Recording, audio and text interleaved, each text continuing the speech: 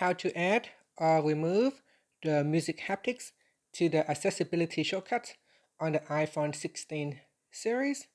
First, let's return back to the home screen by swiping up at the bottom of the screen.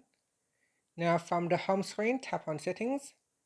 Then in the Settings page, we scroll down and tap on Accessibility. After that, we scroll down, and in here, we're going to tap on Accessibility Shortcut.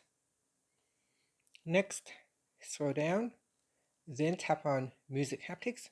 Tap on the Music Haptics item to select or deselect it. Once it is selected, you can press on the side button 3 times, 1, 2, 3. And in here, you can see it will show Music Haptics, which you can quickly access Music Haptics from the shortcuts menu. Now to remove it from the menu, just simply deselect this item here, and that will be removed from the accessibility shortcuts menu. And that's it. After that, you can swipe up to return back to the home screen.